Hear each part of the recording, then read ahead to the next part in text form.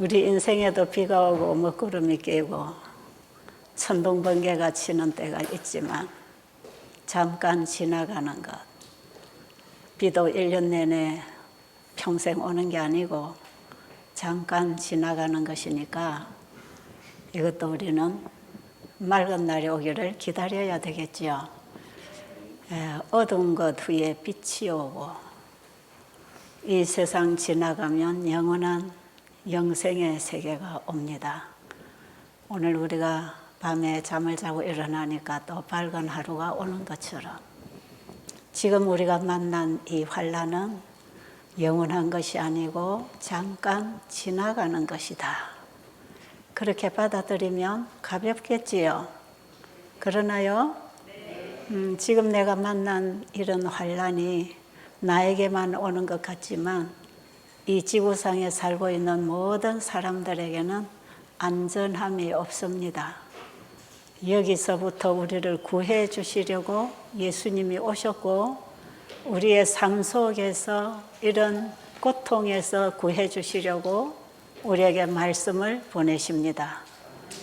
그래서 우리는 지금 하나님 말씀을 받고 이 모든 고통으로부터 일어날 수 있는 오늘의 고통이 내일에 가면 과거가 되도록 항상 우리 앞에 다가오는 그 하루하루를 하나님의 말씀을 바라보고 갈 때에 오늘은 과거가 되어 지나갈 것입니다.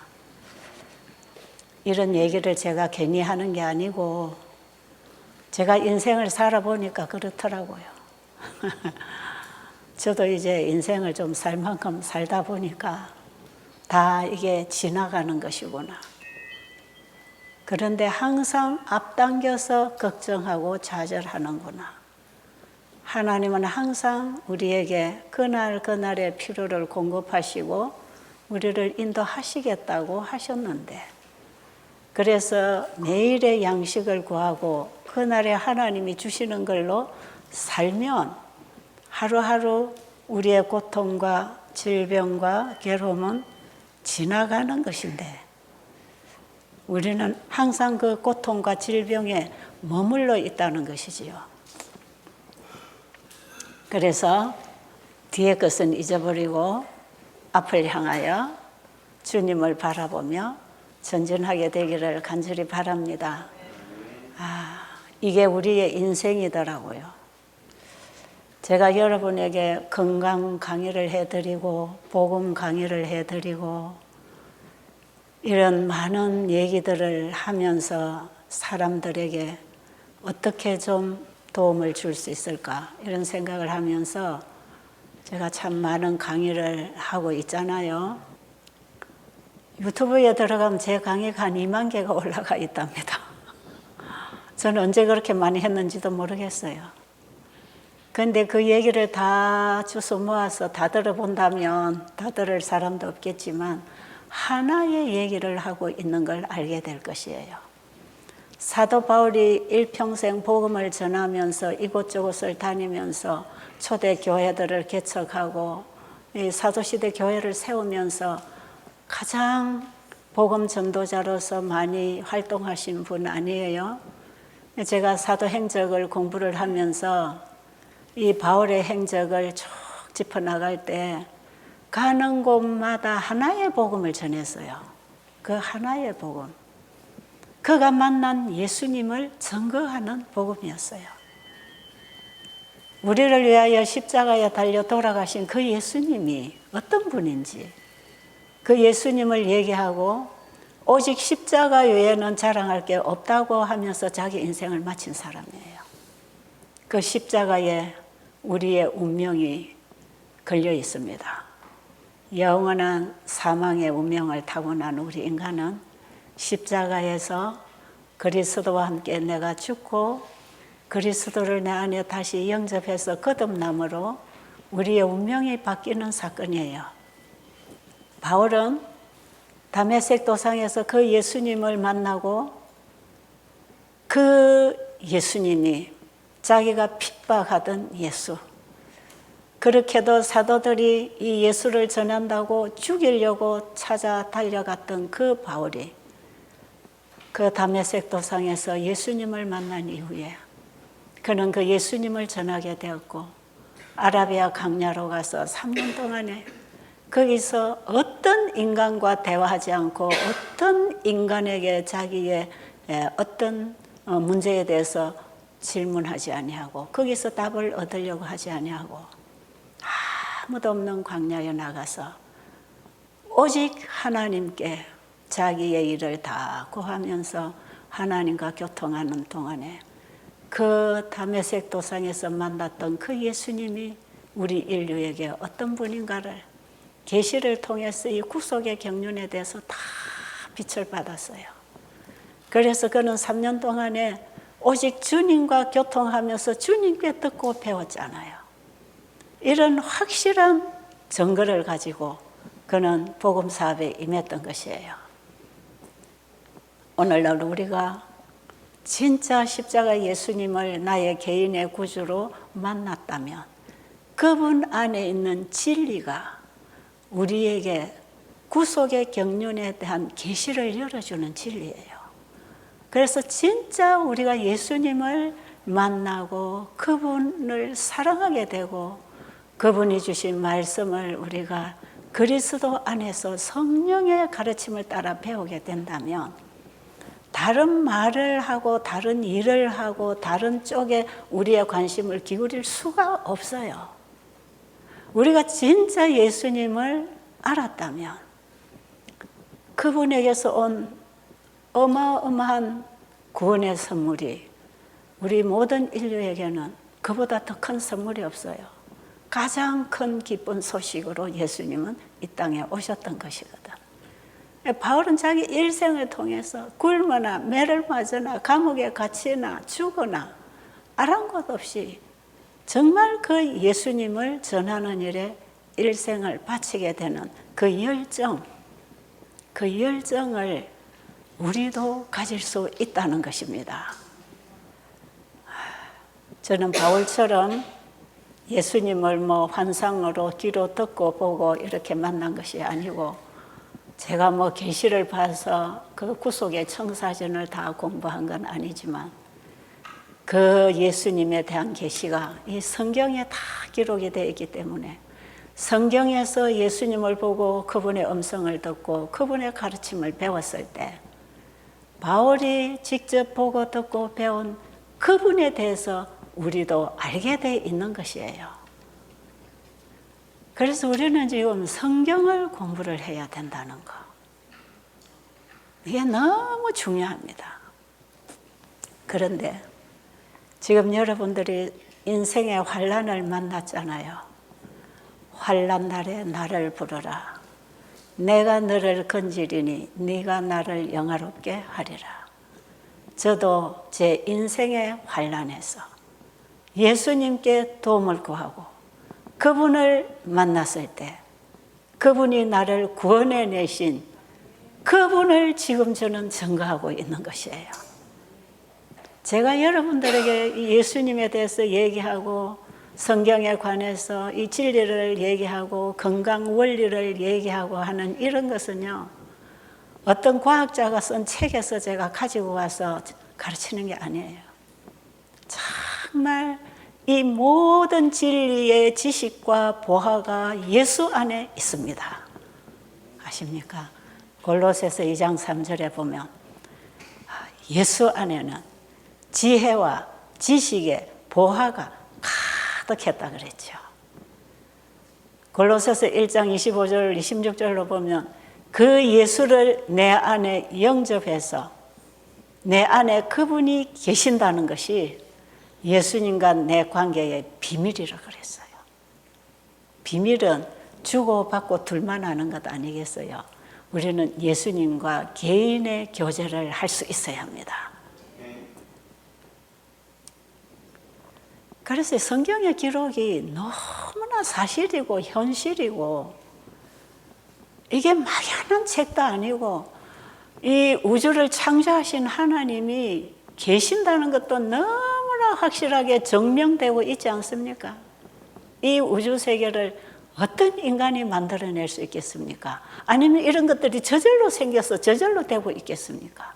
누군가가 창조했고 누군가가 관리하고 계시기 때문에 지금 나도 숨쉬고 살고 있는 것이거든요. 제가 지난 시간에도 말씀드렸죠. 시편 121편에 1절로 보면 우리의 도움이 어디서 올꼬. 그거 알아야 돼요. 우리는 그에 대한 질문에 대한 답을 알아야 돼요. 우리의 모든 도움이 어디서 올꼬. 어디서 온다 그랬어요? 천지를 지으신 여호와께로다. 그 천지를 지으신 여호와께서 창세기 1장에 보니까 그분이 태초에 천지를 창조하실 때 뭘로 창조하셨다고요? 말씀으로 창조하셨다고 되어 있습니다. 저는 창세기 1장을 이해를 하게 되는 그 순간부터 성경 이 전체가 열리기 시작했어요. 창세기 1장에서 창조주를 알아야 그분의 말씀이 뭔지를 알게 돼 있어요. 왜? 이 모든 세계가 하나님의 말씀으로 창조되었다는 것. 풀 한 포기도 그분이 내셔서 나게 해서 났는데 말씀하시니 그대로 되니라. 그분이 말씀하시니 그대로 되었답니다. 그러면 이 성경은 누구의 말씀인가요? 이게 사람의 말을 기록한 책이 아니지요. 사람을 통해서 종이에 기록이 돼서 책으로 나왔지만 이 책에 기록된 말씀을 하신 분은 천지를 말씀으로 창조하신 그분이 하신 것이에요. 여러분, 여기에 대한 믿음이 있어야 합니다. 이 믿음이 없으면 성경이 너무 어렵고 애매모호하고 불가능한 얘기들이에요. 저는 이 사실을 깨닫기 전에 정말 저는 이 신앙이나 성경을 공부하는 거나 설교를 들을 때에 정말 힘들었어요. 하나도 이해가 안 되는 상황에서 설교를 들어야 되고 성경을 읽어야 되고 기도를 해야 되고 교회 가니까 하라 해서 하기는 하는데 하나도 깨달음이 안 와요. 열리지를 않아요. 이게 도대체 어떻게 되는 것이지? 그래서 저는 성경을 사실은 믿을 수가 없었기 때문에 성경에 말씀하신 하나님도, 성경에 기록된 예수님 얘기도, 성경에 기록된 구원 얘기도 다 믿을 수가 없었어요. 이 성경책에 있는 내용이 이해가 안 되는데 어떻게 나의 구원에 대한 것만 믿을 수 있나요? 성경은 이해가 안 되는데 성경이야말로 비현실적인 말이 어디 있나? 모세가 60만 대군을 이끌고 홍해를 길처럼 건넜다. 성경에 기록되어 있는데 이게 오늘날 현실적으로 가능한 일인가? 아니, 원수를 사랑할 뿐 아니라 원수를 위하여 복을 빌으라고 하는데 그게 우리 인간이 가능한 일인가? 이게 불가능하잖아요. 나에게 해를 끼친 상대방에 대해서 용서를 하되 70번씩 7번이라도 용서해라. 그게 어떻게 가능합니까? 이 성경은 도무지 이해할 수도 없고 도달할 수도 없는 표준. 그리고 내 이웃을 내 몸처럼 사랑하라. 여러분, 내 자식도 내 몸처럼 사랑 못하는 게 인간이에요. 자식마저도 나를 위해서 낳습니다. 나를 위해서 낳고 나를 위해서 키웁니다. 뭐 때문에 아들, 딸을 구별해서 아들 낳아야 되니 딸 낳아야 되니 그런 소리 왜 합니까? 자식을 위해 낳는 게 아니라 나를 위해서 아들도 필요하고 딸도 필요하다는 것이지요. 그리고 내 어떤 기대를 이루기 위해서 자식들을 다그쳐서 아이들의 진로를 결정하는 게 또 부모들이에요. 다 자기 만족을 위한 거예요. 자기 충족을 위해서, 자기 필요에 의해서. 다 자기 사랑이에요. 인간의 본성은 자기 사랑에서부터 출발합니다. 그런데 성경에는 하나님 사랑, 이웃 사랑으로 출발하라는 거예요. 이게 어떻게 가능합니까? 뭐 하나님을 사랑하고 싶은데 사랑이 돼야 사랑을 하고, 이웃도 사랑을 해야 되는데 사랑이 안 되는데 어떻게 사랑합니까? 인간에게는 그런 게 없어요. 그런데 성경은 인간이 할 수 없는 그걸 자꾸 하라는 것이라, 정말 무례한 요구를 하나님은 하시는구나. 하나님은 무례히 행치 아니하신다고 했는데 왜 이런 조항들을 만들어서 우상을 섬기지 말고 이웃을 사랑하고 탐내지 말고 거짓점 가지 말고 십계명의 한 조항도 나하고는 맞지 않아요.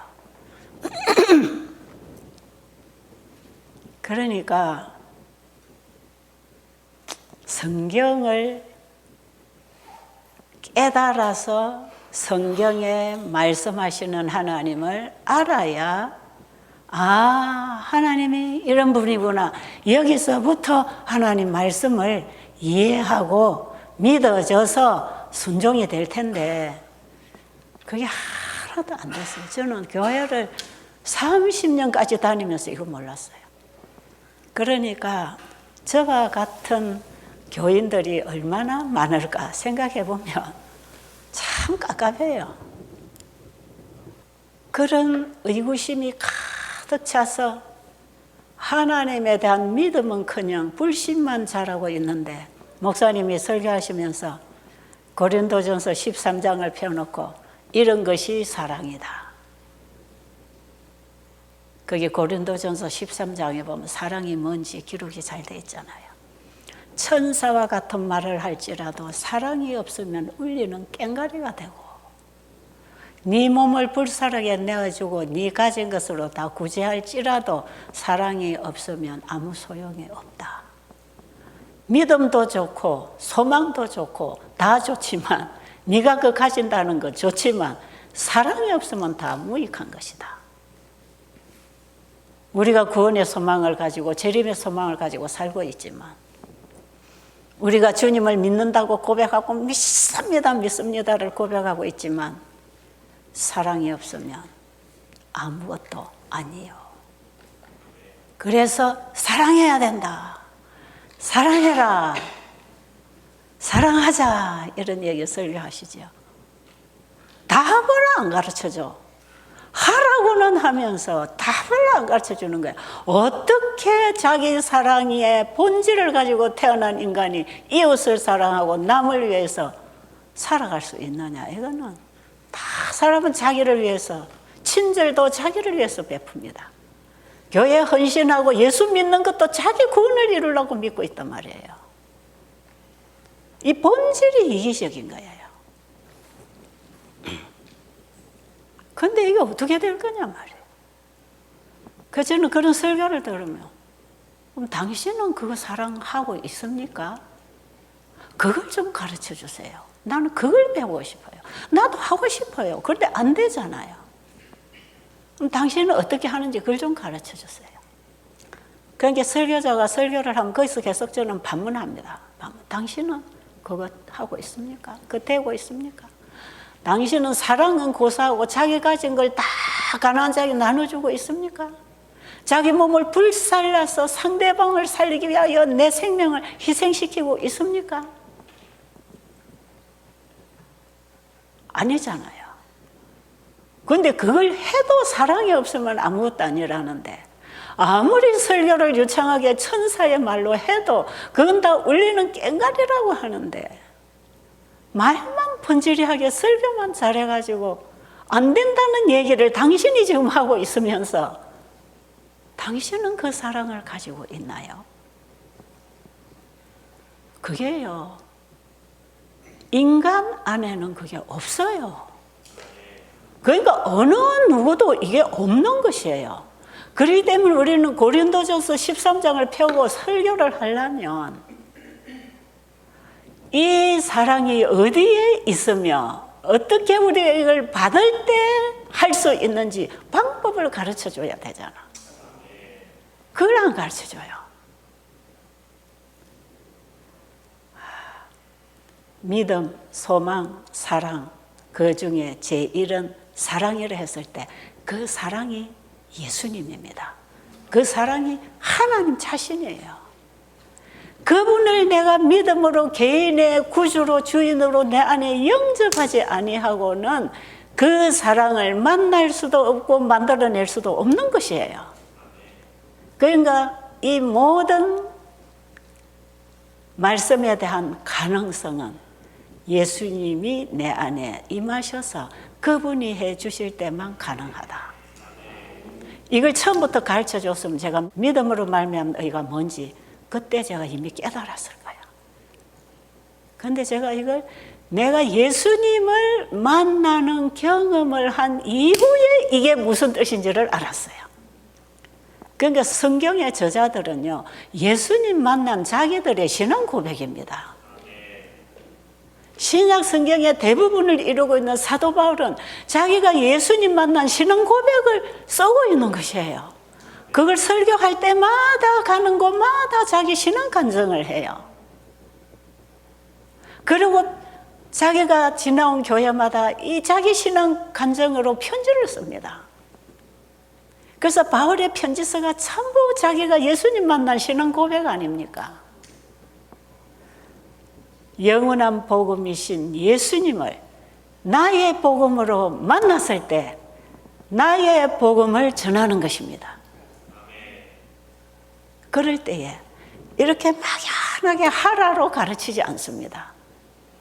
저는 어려서부터 이 교회를 다니면서 이거는 하고 하지 말고 먹고 먹지 말고 가고 가지 말고 이 하고 안 하고로 내 신앙이 제대로 되는 줄을 알았어요. 하고 안 하고로 계속 배웠어요. 제가 어려서부터 교회 다니면서 배운 것을 제가 또 어린이들에게 가르칠 때도 착해야 돼, 이래 해야 돼, 저래 해야 돼, 거짓말하면 안 돼, 탐내면 안 돼, 훔치면 안 돼, 이렇게 해야 돼, 부모에게 공경해야 돼.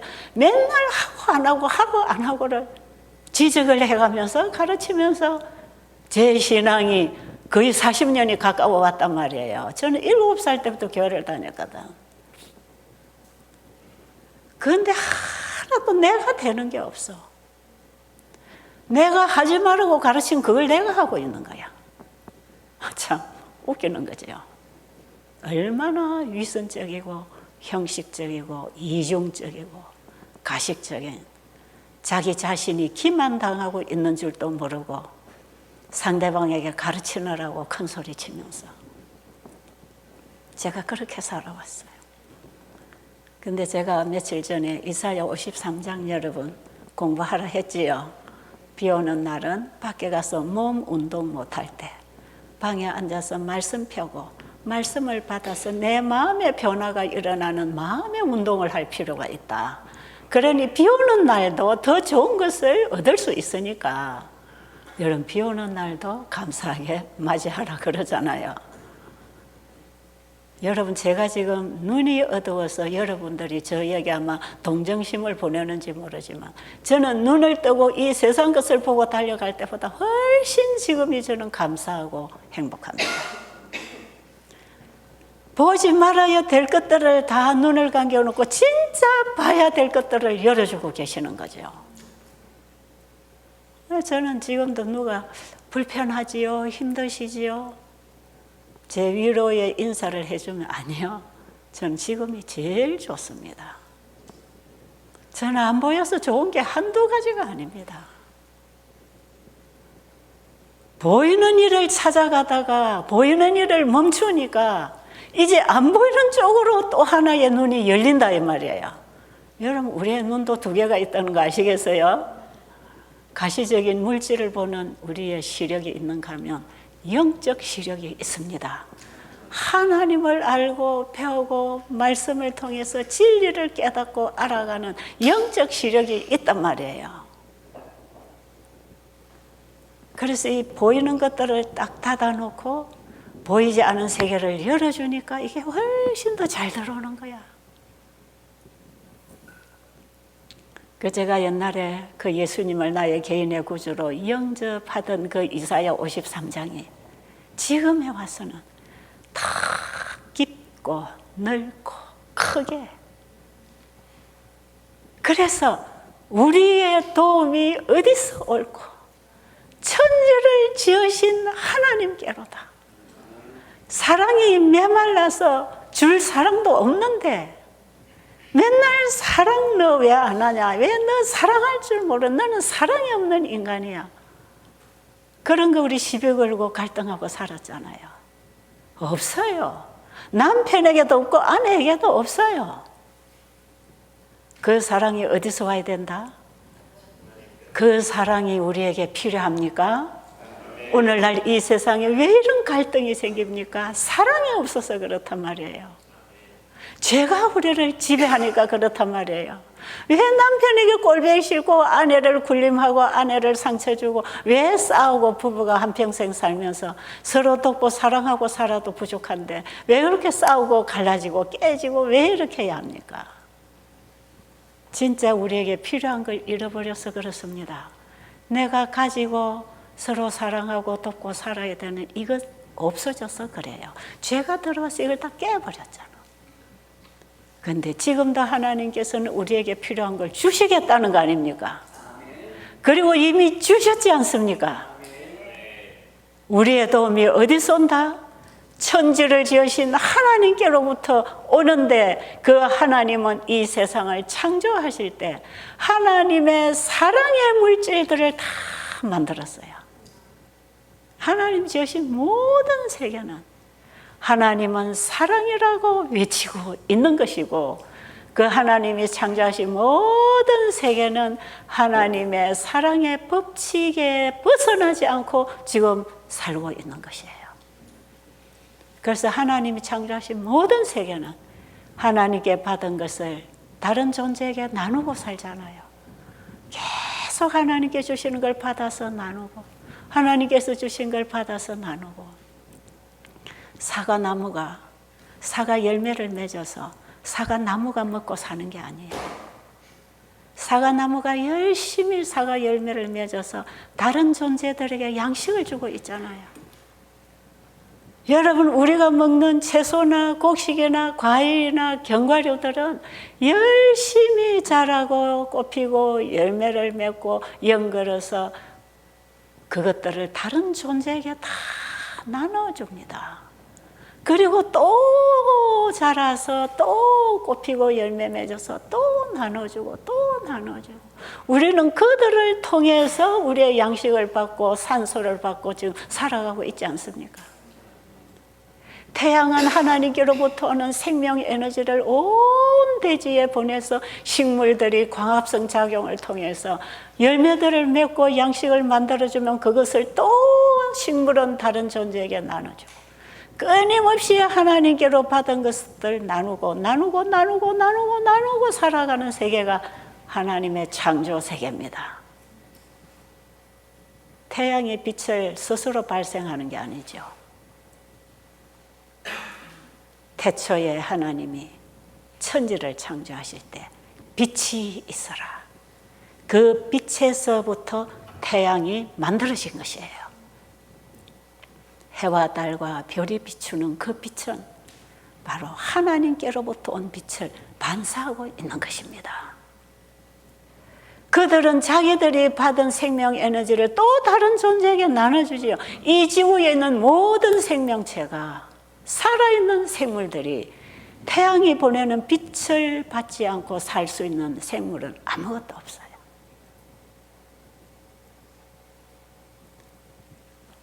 그리고 모든 생물들은 빛으로부터 생명 에너지를 받아서 광합성을 시켜서 자기들이 만들 수 있는 것들을 다 만들어서 또 다른 존재에게 나눠주죠. 그것을 받아먹고 사는 짐승이나 사람은 또 자기가 할 수 있는 그걸 받아서 쓸 수 있는 힘을 통해서 또 다른 존재에게 또 나눠주는, 그래서 서로 돕고 사는, 봉사하는 사랑의 법칙 안에 우리가 살게 돼 있다 이 말이죠. 이건 대우주의 법칙이에요. 그런데 하나님께서 이 모든 세계를 창조하실 때 뭘로 창조하셨다고요? 말씀으로 창조하셨어요. 그 하나님의 말씀이 하나님의 생각이고 하나님의 품성이고 그 하나님의 품성 자체가 생명입니다. 살리는 것이요. 다른 존재를 창조하고 살리기 위해서 자기에게 있는 모든 것을 다 주시는 분이 우리 아버지 하나님이십니다. 그렇죠? 그러니까 모든 세계가 그 하나님께로부터 나왔어. 그들이 하나님의 말씀을 받아들이고 순종함으로 또 그 말씀의 생명을 나누고 그 말씀의 생명을 지금 이 죄인들에게 성경에 기록해서 우리에게 주고 계실 뿐 아니라 이 천년계들을 통해서도 그분의 품성과 생명을 받음으로 우리가 다시 회복할 수 있도록 만들어놨잖아요. 우리의 죄를 담당하시기 위해서 우리 죄인들의 속전이 되려고 예수님이 인간의 몸을 입고 이 땅에 오셔서 사단에게 속임당하고 범죄하여 죽게 된 이 죄인들의 죄값을 예수님이 지불하시고 우리를 건져 놓으신 사실이 성경에 기록되어 있는 것입니다. 그 예수님에 관한 예언을 이사야 선지자가 명확하게 이사야 53장에서 이걸 다 미리 기록을 했단 말이에요. 그 이사야 선지자가 예언한 그분이 이 땅에 오셔서 어린 양으로 속죄 제물이 되어 십자가에 죽으셨잖아요. 침례 요한이 예수님이 오시는 걸 보고 보라 세상 죄를 지고 가는 하나님의 어린 양이로다. 예수 그리스도는 세상 죄를 지기 위하여 이 땅에 오신 하나님의 어린 양, 그분의 독생자 아들이 구약의 죄인을 대신하여 속전을 지불하는 이 짐승을 상징하는 그분으로 예수님이 이 땅에 오신 것이라. 그 예수님의 사랑을 우리가 알면 그분을 사랑하게 됩니다. 아십니까? 그 예수님을 알면 뭘 합니까? 그 사랑을 아는 거거든. 그 예수님과 하나님이 보내신 그 사랑, 내가 죽어야 할 자리에 아들을 보내셔서 어린 양으로 속죄 제물이 돼서 제단에 바침으로 우리의 죄가 그분에게 옮겨지고 그분이 속전을 지불하심으로 내가 다시 영생을 얻었다고 하는 이 큰 구원을 우리가 깨닫고 알면, 그분을 알면 그분을 믿게 되고 그분을 사랑하게 됩니다. 그 사랑은 내가 주님을 사랑하려고 해서 사랑이 되는 게 아니고 그 사랑을 받으니까 사랑을 하더라. 아십니까? 내가 먼저 그분을 사랑한 게 아니고 그분이 나를 먼저 사랑하셨고 그 사랑을 내가 알고 받아들이니까 그 사랑을 받아들이는 걸 믿음이라 합니다. 그 사랑을 믿음으로 받아들이니까 내 안에 사랑이 와서 나를 가르쳐. 그게 사랑입니다. 믿음, 소망, 사랑, 그 중에 제일은 사랑이라는 것은 우리의 도움은 예수님께로부터 옵니다. 천지를 지으신 그분으로부터 사랑이라는 게 온단 말이에요. 그 예수님을 마음에서 만날 때, 믿음으로 그분을 나의 개인의 구주로 영접할 때 비로소 우리의 가슴 속에서 예수님 사랑합니다 고백을 할 수 있는 것이에요. 예수님 사랑합니다. 사랑은 받으면 고백하잖아요. 그렇죠? 사랑을 알면, 사랑을 받아 먹으면 사랑할 줄 알아요. 우리가 자녀를 키워도요, 부모의 사랑을 듬뿍 받고 자라는 아이는요, 결혼을 해도 아내나 남편을 사랑할 줄 알아요. 왜? 그 사랑을 받아 먹고 크기 때문에 그걸 줄 안다 이 말이에요. 근데 우리는 부모로부터도 이런 사랑을 못 받고 누구로부터도 이런 사랑을 못 받아서 사랑을 줄 사랑도 없어. 근데 자꾸 사람들은 사랑 타령하잖아. 사랑 타령. 특히 여자들이 남편에게 사랑 타령 많이 하지요. 근데 남편인들 그 사랑이 있나요? 더 예쁜 여자 보면 그쪽으로 눈이 가는데 줄 사랑이 없단 말이에요. 우리 인간은 가늠하지 말라 해서 안 할 수 있는 존재가 아니다 말이에요. 죄의 지배를 받고 있는 이 정욕은요, 끊임없이 새로운 것들을 추구하고 있어요. 결혼할 때 당신하고 나하고 검은 머리 팥불이 될 때까지 살자 했지만 중간에 배신하는 부부가 얼마나 많은지 몰라. 자기 유익을 만족시키지 못하면, 자기의 갈구하는 그게 충족되지 않으면 충족시켜줄 상대를 찾아 나가는 것이에요. 이게 죄인의 건성이라니까요.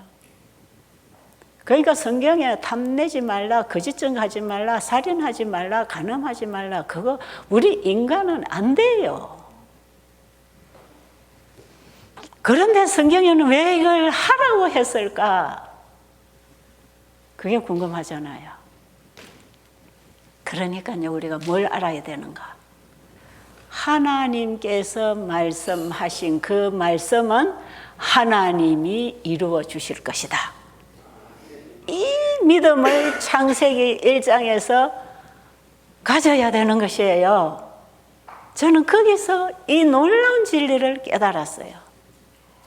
하나님이 말씀하신 것은 하나님이 그 말씀을 통해 이루시더라. 땅에는 씨 맺는 채소와 씨 가진 열매 맺는 나무를 내라 하시니 그대로 되니라. 이거 뭡니까? 하나님이 말씀하신 것은 그대로 되더라. 그러니까 하나님의 말씀에 창조력이 있다. 그 말씀이 육신을 입고 이 땅에 오신 분이 예수님이다. 그러면 우리는 성경에서 하나님의 말씀을 보고 듣고 배울 때 성경 전체는 예수님을 보여주는 책이다. 맞습니까? 그 예수님의 사랑이 자기를 희생시켜서 우리를 구원하시는 사랑, 100% 이타적 사랑, 천지를 지으신 하나님이 죄지은 인간 피조물 육신 속에 흙 속에 들어오셔서 흙의 몸을 입으시고 우리 인간을 만나서 우리가 도저히 감지할 수 없는 하나님을 그대로 보여주면서 하나님은 사랑이고 하나님은 죽은 자도 살리고 병든 몸도 고친다고 하는 사단에게 속박된 죄인들을 사단 속박으로부터 구원해내신다고 하는 것을 다 보여주고 가르쳐 주신 분이 예수님이 이 땅에 오셔서 사신 모습 아닙니까? 인간을 만나기 위하여 인생을 입고 오셔서 인간의 죽음을 대신하여 십자가에서 육신으로는 죽으시고 하나님과 연결된 그 생명으로서 부활하고 하늘에 가셨습니다. 그 예수님을 우리가 지금 믿음으로 내 안에 만난다고 하는 것은 나를 향한 그분의 사랑과 그분의 희생과 그분의 선물이 뭔지를 그 크기와 높이와 깊이를 알아가면 알아갈수록 그분을 따르게 돼 있고 사랑하게 돼 있고 나를 포기하고 그분만 보고 가게 돼 있는 것이에요. 그래서 오직 예수만 보입니다. 오직 예수만. 그분이 내 전 삶의 구석에까지 오셔서 나를 이끌어 오늘 여기까지 세우신 분이에요. 그 예수님. 저는 그 이사야 53장에서 그 사랑을 내 가슴이 만날 때 이 가슴이 벅차서 감사해서 표현할 언어가 없어서 주님, 이 은혜를 무엇으로 보답할 수 있겠습니까? 내 언어가 감사합니다, 감사합니다, 감사합니다를 수만 번 외쳐도 내 언어는 너무 부족합니다. 주님, 이 큰 은혜를 어떻게 보답하면 되겠습니까? 그때에 저는 제가 가진 모든 것을 다 드리기로 결심을 하고 나의 과거의 인생, 죄 다 털어내보니 죄밖에 없어요. 내가 주님께 드린다고 할 때 드릴 게 뭐가 있는가? 다 그분이 주신 것으로 내가 누리고 살았을 뿐이고 내가 내 거라고 가지고 있는 거 하나 드릴 수 있는 건 죄밖에 없었어요. 그 죄와 함께 내 모든 걸 드리고 내 인생을 드리고 내 남은 인생도 다 드렸어요. 주님, 이건 내가 가지고 쓰면 전부 죄만 행할 것이니까 내 시간, 내 재정, 내 건강, 내 아는 것, 내 가진 모든 것도 이 죄와 함께 주님께 드리겠습니다. 주님이 이거 받아주셨어. 제 마음을 새롭게 창조하셔서 제게 주신 시간과 재정과 재능과 이 모든 것을 이제는 주님이 새롭게 창조해 주신 그 사랑의 법으로 이것을 누리고 살게 해 주세요. 저 새로 시작하고 싶습니다. 그때 제가 하루 종일 주님께 내 자신을 헌신하고 울고 나를 송두리째 그분에게 드리는 참된 회개와 헌신을 하게 됐고요.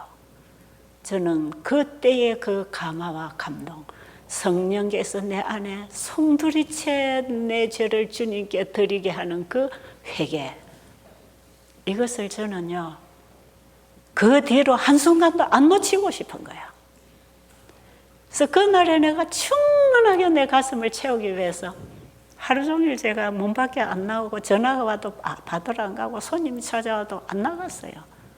제 기도방에 한쪽 구태기에 제가 앉아서 성경 보다가 이 사랑을 제가 만났으니까 이걸 놓칠까 봐, 소멸될까 봐 그 자리에 앉아서 계속 또 씹어먹고 또 씹어먹고 그 사랑이 뭔지, 그 사랑의 크기와 넓이와 높이와 깨달아지기를 위해서 계속 제가 그 자리에 앉아서 하루 종일 묵상하고 기도하고 회개하고 헌신하고.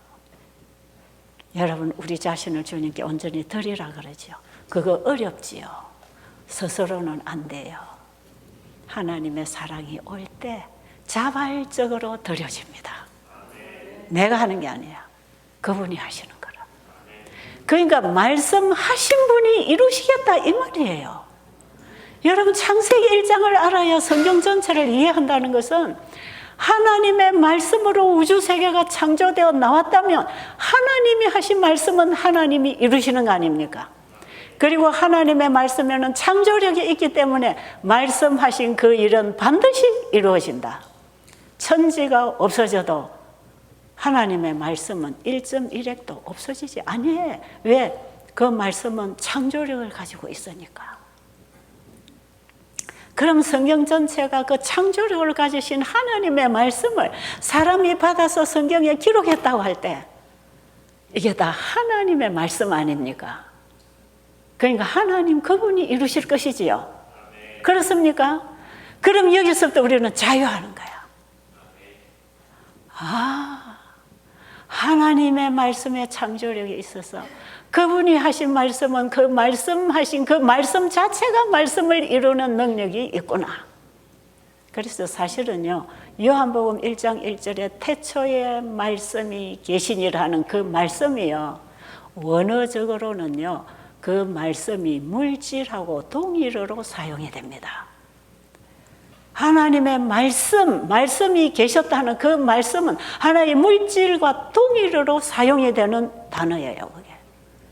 그래서 하나님 말씀에는 항상 물질이 있단 말이에요. 그렇죠? 물질이 있잖아요. 그러니까 하나님께서 내 이웃을 내 몸처럼 사랑하라. 나는 불가능인데 말씀하신 분이 이루실 것이라. 그걸 믿어라 이 말이에요. 그 믿음으로 그 말씀을 받아들일 때 그 말씀이 살았고 운동력이 있어서 내 영과 혼과 몸을 깨우치고 내 골수를 찔러 쪼개서 그 말씀으로 순종이 되어지도록 나를 회복시켜준다. 죄로부터 끊어내고 사랑의 생명 안에 살게 해준다 이 말이에요. 그래서 누구든지 그리스도 예수 안에 있는 자에게는 정죄함이 없다는 것입니다. 사단과 사망의 법의 지배를 받고 있던 우리를 생명과 성령의 법으로 우리를 바꾸어 줄 것이기 때문에 얼마나 신나는 복음이에요. 제가 이런 신나는 복음을 조금 맛보고 나니까요, 이 세상을 다 얻은 것보다 더 부자더라고. 진짜예요. 70번씩 7번 절대로 용서 안 되고, 용서한다고 사과하라 해서 사과해도 속에는 꼬그랭이가 딱 남아가지고 안 풀어져. 그러면서도 끝으로는 웃고 악수하고 지낼 수 있더라 이 말이에요. 근데 그 예수의 사랑이 오면 이 꼬그랭이가 다 풀립니다. 아십니까? 이런 게 싹 풀려요. 그러니까 말하고 행동하고 마음하고 다 똑같아요. 마음은 꼬그랭이를 가지고 얼굴에는 미소를 짓고 입으로는 친절한 말 하지만 속에는 독사의 독을 품고 있단 말이에요. 우리 인간들은 그래요. 인간들의 하회, 인간들의 사랑, 인간들의 친절은 다 그렇단 말이에요. 그래서 성경을 보면요, 죄의 본성이 뭔지 사랑의 본성이 뭔지 확실하게 구분이 됩니다. 그런데 그 예수님의 사랑을 모르면 죄가 뭔지도 몰라요. 그러니까 이기적으로 자기를 위해서 살고 자기를 위해서 선교하고 자기를 위해서 교회를 짓고 자기를 위해서 뭔가 구원을 얻으려고 예수도 믿고 열심히 행위신앙을 하면서도 이것이 죄인 줄 몰라. 이것이 오늘날 기독교 안에 하나님과 우리 사이를 가로막고 있는 어두운 그림자입니다. 이거 뛰어넘어야 됩니다. 뛰어넘어야. 예수님의 사랑의 강렬한 빛이 우리의 심령을 비출 때 그 어두운 세계에서 일어나고 있는 일이 뭔지 다 볼 수 있는 영적 분별력이 생기는 것이에요. 그래서 저 사람은 친절을 베풀고 설교도 잘하지만 이기심이 속에 역사하고 있구나. 이것도 보여요. 왜요? 흑암에서 생명으로, 사망에서 생명으로 옮겨진 사람은 자기의 사망의 자기의 인생을 알기 때문에 죄의 본질이 근성이 뭔지를 알기 때문에 내 경험을 통해서 그를 볼 수 있단 말이에요. 왜? 그 사람이 나니까. 죄의 지배를 받아 우리는 생긴 것만 다르지 다 똑같으니까. 우리 속은 다 독사의 알을 품고 있으니까. 사탄이 내 주인이 되어 있으니까. 독이 때만 되면 툭툭 튀어나오는 거야. 여러분, 우리에게는 예수님이 필요합니다. 지금도 우리에게 이 사랑이 없고 이 용서가 안 되고 아직도 내가 가식적이고 위선적인 신앙생활을 열심히 하면서 사람들에게 예수를 믿으라고 전화로 다닌다고 하면 그것도 안 하겠지만 한다고 할지라도 우리 자신 속에 있는 이기심을 봐야 합니다. 아십니까? 하나님의 말씀은 그 말씀을 이루는 분이기 때문에 성경에 이 많은 말씀을 우리에게 해주신 것은 얘들아 너희들은 이런 거 없잖아. 근데 너희들은 실제로 이걸 원하고 있어. 근데 이게 없어서 너희들이 싸우고 스트레스 받고 고통당하고 병들고 있잖아. 그거 내가 줄게. 그게 이웃을 내 몸처럼 사랑하라는 말씀이에요. 내가 줄게. 이웃을 내 몸처럼 사랑하라는 그 말씀을 그분이 이루실 걸 믿을 때 그 말씀을 받아들이는 순간에 이웃 미워하는 거 포기해야 합니다. 이웃 미워하는 거, 남편 미워하는 거, 시어머니 미워하는 거 포기하고 그분의 말씀을 받아들일 때 내 마음에 변화가 옵니다. 해보십시오. 안 되나? 절대로 풀 수 없었던 원수 관계가 이렇게 해서 풀리는 것이단 말이에요. 그래서 우리는 그분의 사랑을 알면 하나님을 사랑하게 되고 이웃을 사랑하게 된다. 하나님 사랑도 그 사랑을 받을 때 그분을 사랑할 수 있는 거 아닙니까? 그러니까 성경에 하나님께서 말씀하신 건 전부 그분이 이루실 걸 믿고 믿음으로 말씀을 받아들여서 그 말씀을 내 마음에 지킬 때 그 말씀이 살았고 운동력이 있어서 우리의 영과 혼과 몸을 회복해서 주님 따르는 제자로 만들어 주십니다. 이게 다 여러분이 좀 어려운 용어 같은 거 많이 듣고 계시는데 이게 예수를 믿음으로 말미암아 의롭게 되는 성도들의 옳은 행실입니다. 이렇게 돼야 되는 것이에요. 우리의 도움은 어디서 온다? 천지를 지으신 하나님께로부터 오는데 뭘로 온다? 말씀으로 와서 우리를 재창조, 새로운 생각, 새로운 언어, 새로운 인생으로 우리를 데리고 가는데 말씀이 와서 우리를 데리고 갑니다. 그렇기 때문에 우리가 하나님 말씀을 읽을 때는 무조건 믿어도 돼. 왜? 하나님이 말씀하신 건 그대로 되니까. 여러분, 제가 이 진리를 깨달은 이후에 건강 원리를 다 깨닫게 됐어요. 우리 몸도 누가 고치신다? 우리 몸도 누가 고치셔? 내가 너희를 치료하는 여호와가 되겠다. 너희는 내게 와서 잘 듣고 잘 배우고 나의 보기에 의를 행하고 내가 준 생활의 규례와 법도들을 잘 지키면 내가 너를 치료해 주겠다. 약속하셨잖아요. 그 말씀이 이루어질까요? 그래서 제가 초창기에 봉사하면서 건강 강의할 때 제가 늘 외치던 주제가 말씀으로 돌아가자. 말씀으로 돌아가자. 그리고 출애굽기 15장 26절이 주제였습니다. 너희가 나를 믿고 내 말에 순종할 때 내가 너를 고쳐주겠다는 것. 창조주께로 돌아가자.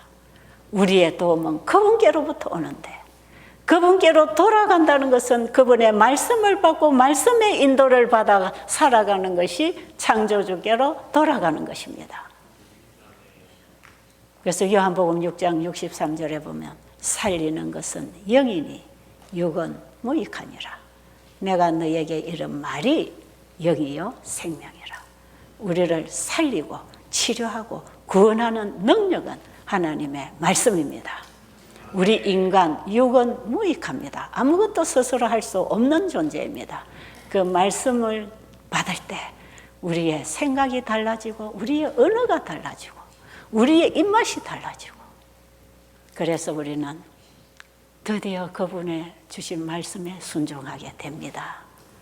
이렇게 살고 싶지 않으세요? 여러분이 오늘부터 이렇게 다시 시작한다면 지금까지 여러분이 얽매여 있던 그 모든 죄와 질병의 사슬에서부터 풀려나는 것이에요. 그러니까 뒤에 것은 잊어버리고 앞을 보고 주님을 바라보고 오늘 출발하십시다. 그러면 여러분이 그 출발한 인생을 1년, 2년, 10년, 20년, 30년, 저처럼 40년을 살고 보면 지금 이런 얘기를 할 수 있어요. 왜요? 그분에게서 배웠거든. 그 말씀에서 배운 것이니까 그 말씀이 뭔지를 증거할 수 있는 거 아니겠어요? 그렇게 하십시다.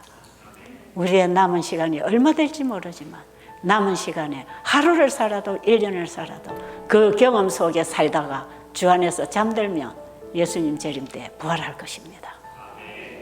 그때 우리 함께 만나게 되기를 간절히 바랍니다.